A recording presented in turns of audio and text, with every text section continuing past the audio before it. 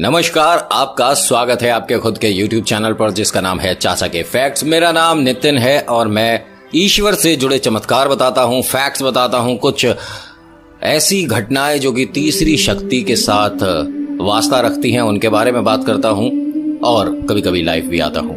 अच्छा, यहाँ पर बहुत सारे सवाल हैं, उन सभी के जवाब मैं एक प्रॉपर उसी के लिए वीडियो बनाकर देना चाह रहा था, लेकिन नाम इनका शायद किंग असलम था या आरिफ असलम था, क्या था मैं ध्यान से देख नहीं पाया, लेकिन हाँ मैसेज बड़ा कमाल का है।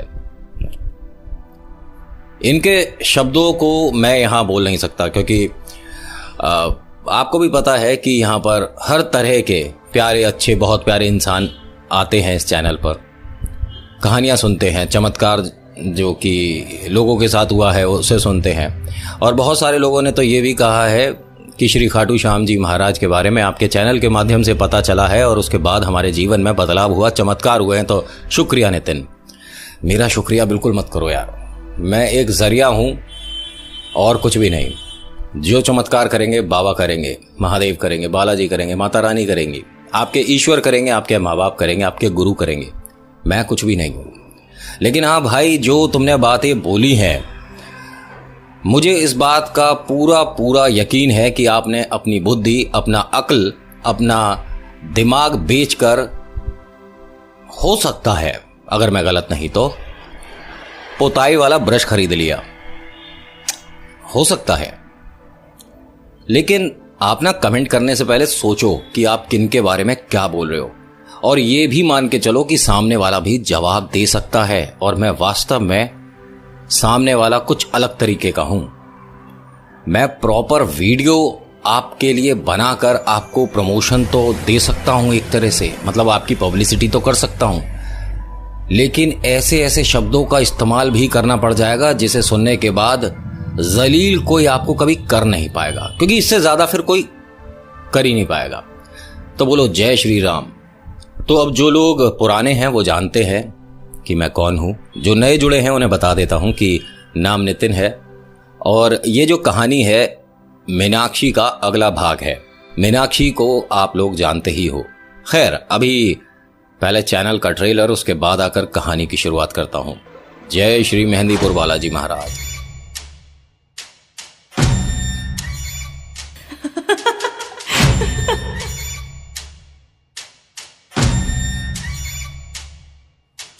अब मीनाक्षी के पिता और इनकी माता ये डर चुके हैं क्योंकि इनके साथ ये जो घटनाएं हुई हैं ये आम घटनाओं में से नहीं है। कमरा छोड़कर भागना ही अब एकमात्र रास्ता बच गया है।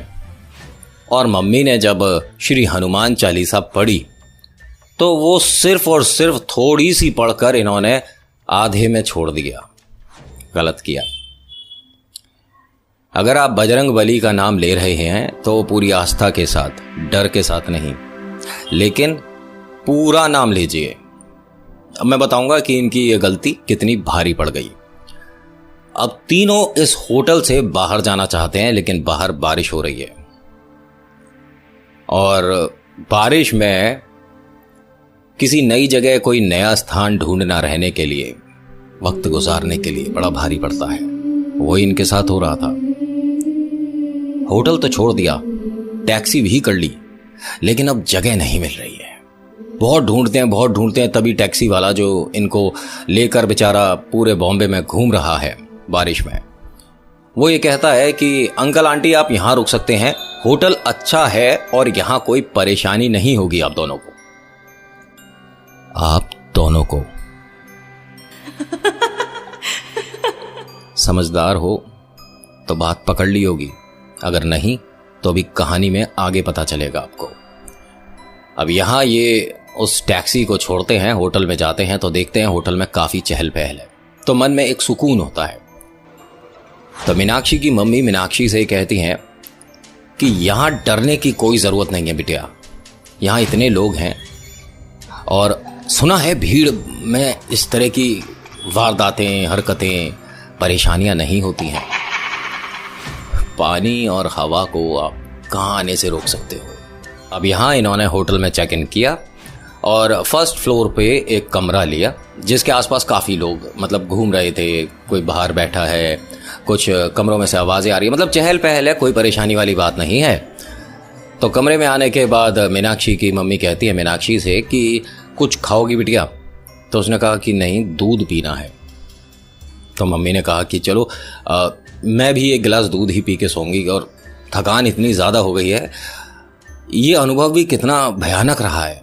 तो पिता ने कहा कि मीनाक्षी बिटिया, जैसा मुझे याद है मैंने तुझे आज तक दूध पीते नहीं देखा घर पर भी, यहाँ पर इतनी भाग दौड़ में तुझे आज दूध कैसे याद आ गया? क्योंकि घर पर भी कभी भी तेरे को पूछो ना रात में कि भाई दूध पी के सो जाएगा, ना ना ना, मैंने कॉफ़ी पी के सोना है। आज कमाल कर रही है बिटिया तू, यानी अब अच्छा बच्चा बन गया है तू। मीनाक्षी ने बड़ी अजीब सी तरीके से उनकी तरफ एक स्माइल दिया और मुंह करा, और ये जब इसने इस तरह से बोला ना तो इसकी आवाज मीनाक्षी वाली पता नहीं क्यों नहीं लग रही थी, लेकिन माँ बाप ने ध्यान नहीं दिया।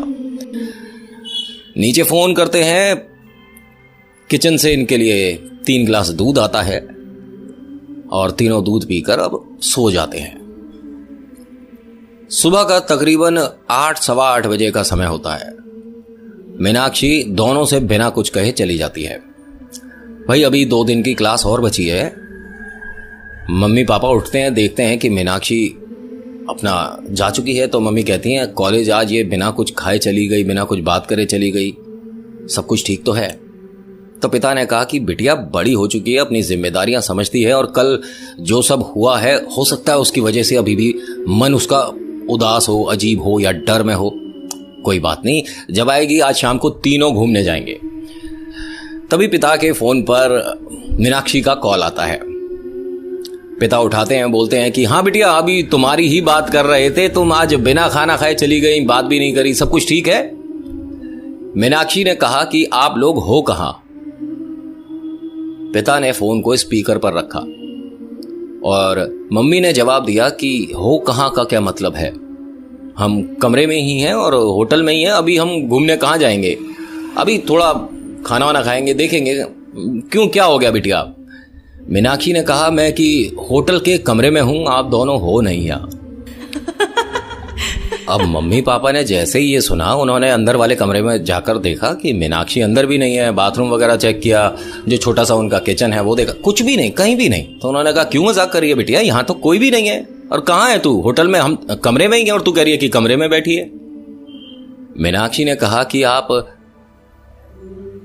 मेरी बात मजाक में मत लीजिए पापा, मुझे ऐसे डर लगता है, बताओ ना आप लोग कहाँ हो?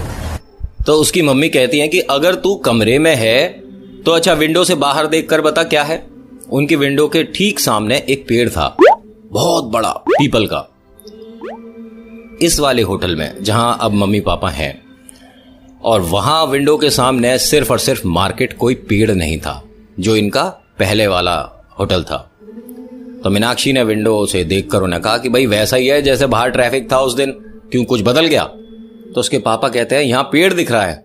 अब मीनाक्षी ने पापा पर गुस्सा दिखाया कि एक बार में समझ नहीं आ रही है, मुझे ठीक से बताओ हो कहां दोनों, मुझे डरा रहे हो, मैं बताऊं डर किसे कहते हैं? अब उसकी मम्मी ने कहा कि बिटिया तू ऐसे क्यों बात कर रही है और कौन से होटल में है? तो मीनाक्षी ने कहा अच्छा रातों रात हमने होटल भी बदल दिया क्या? अरे जिसमें आकर हम पहले दिन रुके हैं, जहां ये सब कुछ डरावना हुआ है, मैं उसी कमरे में हूं। मम्मी पापा ने कहा कि तू वहीं रुक, हम आ रहे हैं। पहली बात इन्होंने घर कमरा वो छोड़ा था, तीनों साथ आए थे ना शायद, और टैक्सी वाले ने कहा था कि आप दोनों के लिए ये ठीक जगह है, जिस होटल में अब ये दोनों रुके हुए हैं। इनके साथ आया कौन था? अब मम्मी पापा फटाफट टैक्सी करके उसी होटल में पहुंचते हैं जो कि पहले वाला था। तो नीचे रिसेप्शन पे जो बैठा होता है वो बोलता है कि कुछ छूट गया था अंकल। तो उन्होंने कहा कि नहीं, अभी बिटिया का फ़ोन आया था और वो यहाँ पे ही रह गई और हम बिना उसको लिए चले गए थे, तो उसी के लिए आए हैं। उसने कोई जवाब नहीं दिया और अपने काम में लग गया। मम्मी पापा कमरे तक पहुँचते हैं, कमरा खोल कर देखते हैं तो वहाँ मीनाक्षी नहीं है। बड़ा अजीब सा हो रहा है ये सब। दोबारा पापा के मोबाइल पर फोन आता है और सिर्फ किसी ने हंस के फोन काट दिया। और ये फोन पे जो हंसी थी ये कुछ कुछ हल्की हल्की मीनाक्षी की लग रही थी। पापा के मन का सारा डर निकल गया कि हमारे को पागल बना रही है, डरा रही है हमारी बिटिया हमें। मीनाक्षी की मम्मी भी अब थोड़ी सी सुकून में अपने आप को महसूस करती हैं कि हमारी बिटिया मानेगी नहीं। मतलब जो इसमें चुलबुलापन है ना, बड़ी हो गई है लेकिन बच्चों वाली हरकतें नहीं जा रही इसकी। अब मम्मी और पापा उस कमरे में जब पूरा राउंड लगा लेते हैं और मीनाक्षी की हंसी को भी सुन लेते हैं फोन पर, तो डर तो इनका निकल चुका है मन से कि इस तरह की कोई बात है, कोई बात नहीं है, कोई तीसरी शक्ति नहीं।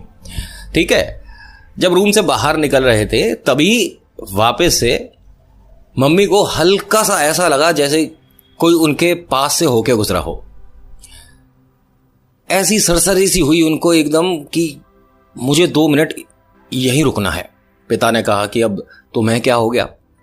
तो उसने कहा नहीं, बस थोड़ी देर इस कमरे में रुकने का मन है।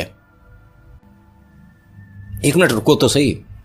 यहां पिता ने कहा कि अब तुम शुरू मत हो जाना, क्योंकि अभी बिटिया ने ये जो ड्रामा किया है इसके बाद ही चलो खड़ी हो जाओ।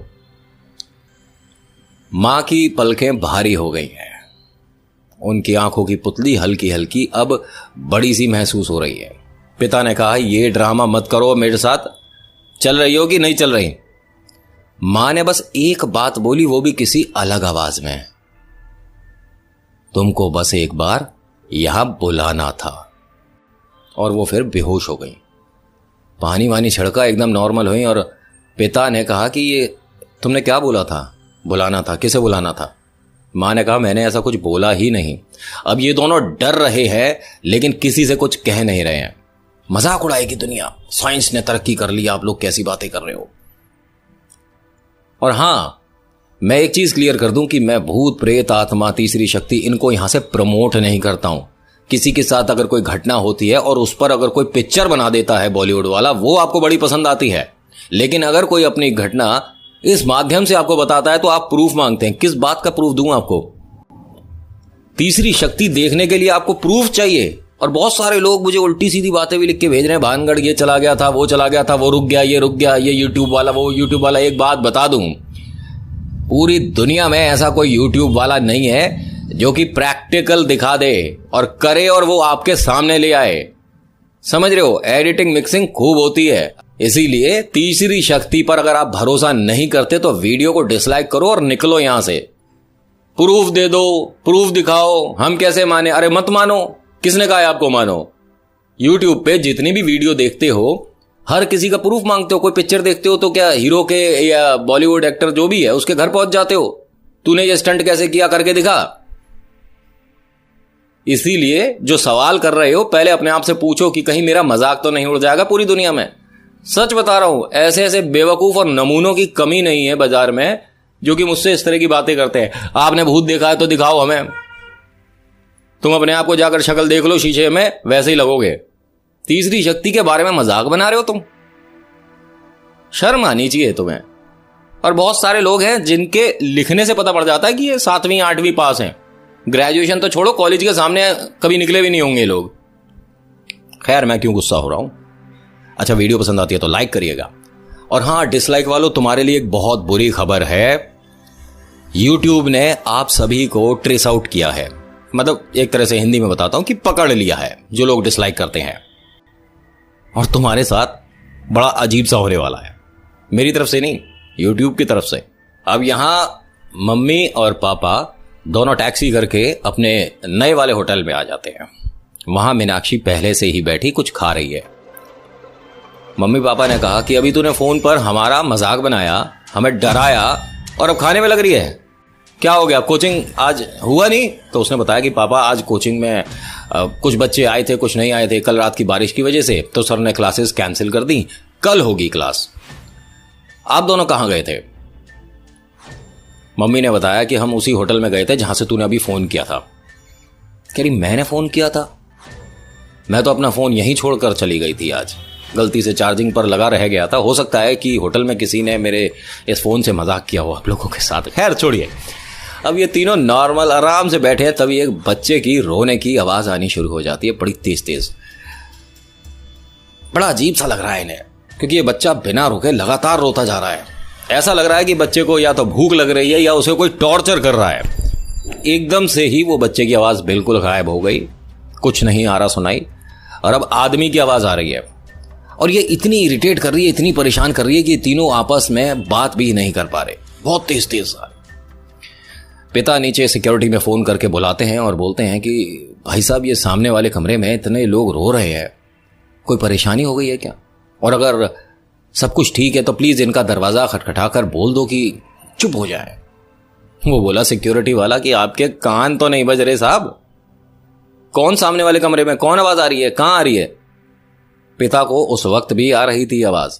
पिता ने कहा कि आप अपने कानों का इलाज कराओ बेटे, हमें तो आवाज़ अब भी आ रही है सामने वाले कमरे में। अरे इसे बंद कराओ, आपके होटल का स्टाफ है क्या? कोई आपकी यहाँ पर मनमानी चलेगी? जो आप कहोगे वो मैं मानूंगा, दरवाज़ा खोलो। तो उसने कहा लो जी खोल देता हूँ। उसने वो दरवाज़ा खोला, कमरा बिल्कुल खाली पड़ा है। और फिर वो सिक्योरिटी वाला हंसकर बोलता है, भूत रो रहा होगा, उसकी आवाज़ सिर्फ आपको आ रही है, हमें तो नहीं आ रही। पिता ने कहा कि हो सकता है मन का वहम हो, आगे वाला कमरा हो सकता है। उसने आगे वाला दरवाज़ा भी खोल दिया, उसमें भी कोई नहीं था। और सिक्योरिटी वाले ने कहा कि साहब, कल बारिश की वजह से होटल में कोई चेक इन हुआ ही नहीं है, सिर्फ आप लोगों का परिवार आया था और कोई नहीं है इस फ्लोर पर। अब मम्मी ने यह बात सुनी और बोला कि कल जब हम आए थे इतने लोग थे, ऐसा लग रहा था कि कोई शादी ब्याह के लिए पूरे लोग यहीं पर रुके हैं। उसने कहा कि ऐसा आपको लग रहा है, कोई आया तो है नहीं, आंटी आप भी भूत देख लेती हो। और वो हंसने लग गया। जब ये हंसकर माँ बाप का मजाक उड़ा रहा था, तभी मीनाक्षी आती है और बोलती है, अगर मैंने कंप्लेंट रजिस्टर करा दी तो आपका होटल भी बंद हो जाएगा। आप मेरे मॉम डैड का मजाक नहीं उड़ा सकते, वार्निंग दे रही हूं। वो कहता है मीनाक्षी से कि पहले तो आप बताओ कि आप कौन हो, और दूसरी बात, कंप्लेंट तो मैं करूंगा आप लोगों की। आपको पता नहीं है हमारे होटल का रूल है कि जितने लोग आते हैं, जितने समय आते हैं, सब लिखा जाता है। और अंकल आंटी, आपने नीचे सिर्फ अपना नाम और 2 मेंबर लिखा है, ये कौन है? अब पिता ने कहा कि पहली बात, हमने 3 मेंबर लिखा है और हम तीनों आए हैं। उसने कहा कि मैं सिक्योरिटी से ही हूं, पूरे दिन मेरा यही काम रहता है कि सीसीटीवी कैमरे चेक करना, आओ दिखाता हूं। पिता ने भी जोश जोश में कह दिया कि हां दिखाओ। वो सीसीटीवी कैमरा जब दिखा रहा था तो मम्मी और पापा की एंट्री तो है होटल में, मीनाक्षी नहीं आई थी इनके साथ। और ये मीनाक्षी है भी या नहीं, अभी ये भी डाउट है। मीनाक्षी बोलती है कि आपका कैमरा खराब होगा, मैं भी मम्मी पापा के साथ आई हूं। यहां उसने, जो सिक्योरिटी वाला था, मीनाक्षी को देखने के बाद अपने सारे कंप्यूटर बंद कर दिए और उसने कहा हाँ ठीक है। उस वक्त मीनाक्षी की आंखों का रंग बदला सा हुआ था और वो ये तीसरी शक्ति से डरता बहुत था। उसे पता है कि ये क्या है या इसके अंदर कौन हो सकता है। कमाल की बात बताऊं आपको, ये सिक्योरिटी वाला अपनी जॉब छोड़कर बिना तनख्वाह लिए उस होटल को उसी वक्त छोड़ देता है। बस एक कागज पर चेतावनी लिखकर जाता है कि कमरा नंबर 103 में से जो लोग आए हैं उन्हें बाहर कर दो। खैर, अभी आपको ये वीडियो कैसी लग रही है मुझे बताइएगा जरूर। अच्छी तो लाइक, कुछ कहना चाहते हैं कमेंट जरूर करिएगा। जय श्री बालाजी महाराज, आपका नाम, आपकी जगह और फिर आपका कमेंट। मीनाक्षी ने माँ बाप से कहा कि यहां पर भी अजीब सा ही व्यवहार कर रहे हैं लोग, मैं तो बस ये चाहती हूं कि जल्दी से मेरा कल एग्जाम हो और हम घर पहुंच जाएं। पिता ने कहा कि एग्जाम कल है, फिर कोचिंग? तो उसने कहा कि अरे पापा, अब हो गई जितनी कोचिंग होनी थी, आज की तो कोचिंग कैंसिल हो ही गई। मैं बस कल एग्जाम देके अपना वापस दिल्ली जाना चाहती हूं। उन्होंने भी कहा कि हम भी यहां बॉम्बे में आकर कुछ ज्यादा खुश नहीं हुए, हमारा अनुभव बहुत खराब रहा है, किसी भी वजह से कहो, लेकिन यहां खुशी नहीं हुई आकर। आप ध्यान से सुन रहे हो ना जो मैं बोल रहा हूं, क्योंकि अब जो मीनाक्षी बोलेगी इसे आप जरा ध्यान से सुनिएगा और हो सके तो 5-10 सेकंड पीछे जाकर दोबारा से सुनिएगा। तभी मीनाक्षी क्या कहती है कि पापा मेरा तो बिल्कुल मन नहीं कर रहा अपने घर वापस जाने का, दिल्ली वापस जाने का। मैं तो चाह रही हूं जो कल एग्जाम है ये पोस्टपोन हो जाए और हम यहीं रुक जाए। मुझे जाना ही नहीं है यहां से, और अगर मैं गई तो सब मेरे साथ ही चलेंगे। वैसे तो मेरा बिल्कुल मन नहीं है यहां से जाने का। मम्मी और पापा एक दूसरे को देखते हैं। मीनाक्षी से बोलते हैं कि तेरी तबीयत ठीक है? मीनाक्षी ने कहा कि पहले तो ठीक नहीं थी, लेकिन अब ठीक है। और आप दोनों ने सुबह से कुछ खाया? नॉर्मल सा सवाल है। उन्होंने कहा कि नहीं, अभी फिलहाल वक्त ही नहीं मिला है, खाएंगे। क्यों, क्या बात हो गई? तो उसने बताया यहां पर नॉनवेज बड़ा जोरदार मिलता है, कहो तो मंगवाऊं। अब ये बड़ा अजीब अजीब तरीके से बात कर रही है मीनाक्षी, ठीक है, और इतना बस बोलकर हंसकर होटल से बाहर चली जाती है। अब मम्मी पापा फिर से यही बात करते हैं कि ये इसका नया ड्रामा है, डरा रही है हमें। इसे ये नहीं पता कि हम इसके माँ बाप हैं, हमें कैसे डरा सकती है, छोटी सी गुड़िया है तू हमारे लिए। और बस ये बोलकर अपने रूम में जाने लगते हैं। और हाँ, ऑर्डर देकर जाते हैं खाने का कि भाई कुछ खाने के लिए भेज दीजिए, छोले भटूरे, पूड़ी चावल, सब्जी, कुछ भी, मतलब ऑर्डर देकर अपने कमरे में जाते हैं। दरवाजा खोलकर जैसे ही अंदर जाते हैं तो मीनाक्षी उन दोनों को बोलती है कि आप दोनों कहां थे, इतनी देर से इंतजार कर रही हूं।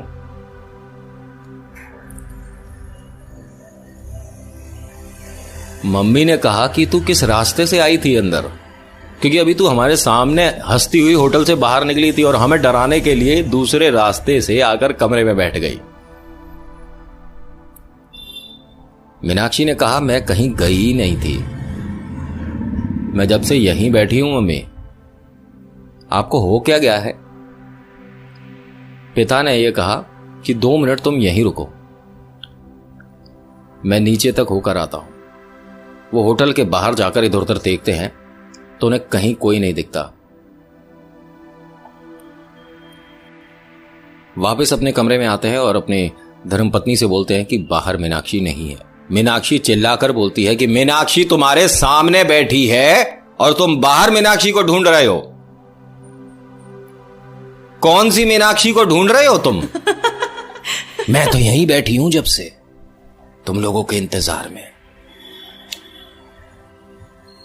अब यहां माता पिता मीनाक्षी पर गुस्सा हो जाते हैं। जैसे ही मम्मी मीनाक्षी का कान इस तरह से पकड़ती हैं तो वो हंसकर क्या बोलती है, कोशिश कर, और जोर से कोशिश कर। मीनाक्षी की मम्मी को इतना ज्यादा गुस्सा आ जाता है कि वो उसके बाल पकड़ लेती हैं कि आज मैं तेरा सारा ये मजाक बंद कर दूंगी बिटिया, मुझे गुस्सा दिला रही है तू, अभी बताती हूं। और वो जैसे ही मीनाक्षी के बाल पकड़ती है तो वो क्या बोलती है हंसकर कि किसके बाल पकड़ रही है, मेरा तो सिर ही नहीं है, मैं तो बिना सिर का हूं। और इतना बोलकर मीनाक्षी बेहोश हो गई। ये क्या बोला इसने और क्यों बोला है, जानने के लिए आपको थोड़ा सा इंतजार करना पड़ेगा, क्योंकि आज की कहानी में इतना ही। आज की कहानी सुनने के लिए आपका बहुत बहुत शुक्रिया। मेरा नाम नितिन है। मुलाकात करूंगा आपसे एक अगली वीडियो में। धन्यवाद। नेक्स्ट पार्ट में कंप्लीट होने वाली है। और हाँ, और बोल रहा हूं कि तीसरी शक्ति को मजाक में मत लेना, क्योंकि इनका किया मजाक आप झेल नहीं पाओगे।